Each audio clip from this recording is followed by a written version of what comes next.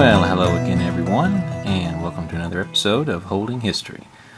In this one, I just want to talk to you about a subject which I've personally struggled with at least a couple of times, just in dealing with folks who are trying or needing to sell numismatic items, some silver, junk silver, maybe even some paper money, just different things. Many times we'll run across people who have these sort of items, but they just really don't have any knowledge at all about what it is that they have, how much it's worth. They really don't care to learn anything about it.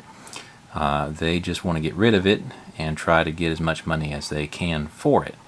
Now, I'm sure many of you have also run into these types of people, and there's a great temptation always there, at least for me.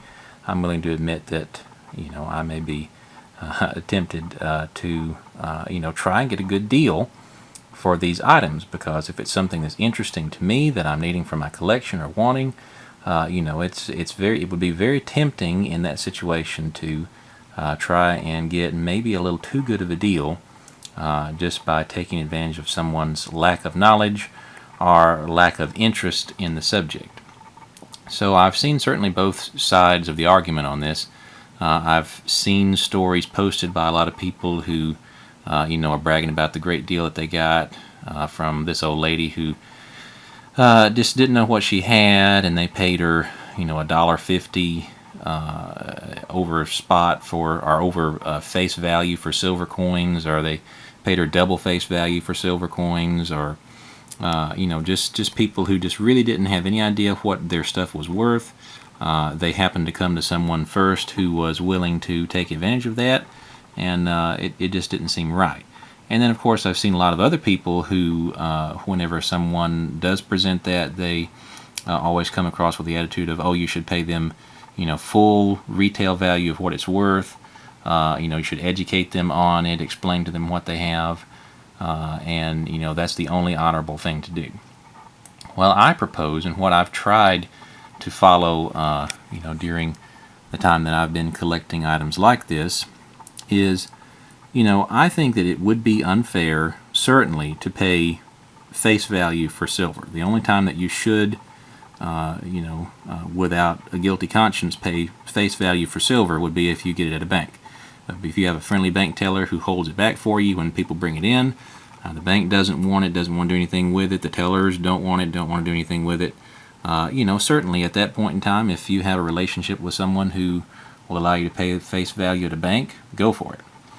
Nothing wrong with that. But if you have someone who just really doesn't have knowledge and comes to you and just, says, please, just give me a fair price on this and I just need to get rid of it, to do face value for that would be wrong in my opinion. So I think it's important, to try and find a balance between paying full-blown retail for something which, it doesn't seem right to you. At the point that they're coming to you, you should be able to, get a deal from that person. It should be worth your while to do the purchase from them. And then at the same time, if you don't pay enough for it and they still accept it, I wouldn't think that'd be something to really brag about. Taking advantage of someone who maybe needed the money, and you just didn't pay them what would be a fair price for the coins. So another reason for this is because there's basically no way for that person to realize full retail value. So if you're one of the people who believe that you should pay someone full retail value for that, that's all well and good. I won't really dispute that.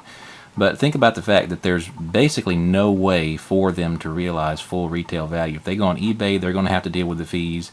If they go to a pawn shop, certainly they're not going to get anything close to what it's worth, full-blown retail from that perspective. So to pay that on your end to acquire something that you could get for that price anywhere else and have a guarantee on it, or you could probably get a better deal than full-blown retail on it at any point in time from other sources, that just doesn't seem fair to you as a buyer. So I think it's important to try and strike a balance and offer what would be fair for the coins, or for the items in between, what they could get maybe say at a pawn shop, and somewhere short of retail, because it needs to be worth your while if you're going to make the purchase too. So that's just my 2 cents on the subject. Agree or disagree, you can certainly leave comments below. I would like to learn from other people's perspective on this, and if you feel that mine is flawed, certainly I would like to hear what you have to say. So there's my 2 cents on the subject, and I hope you've enjoyed watching. Thanks so much for checking in.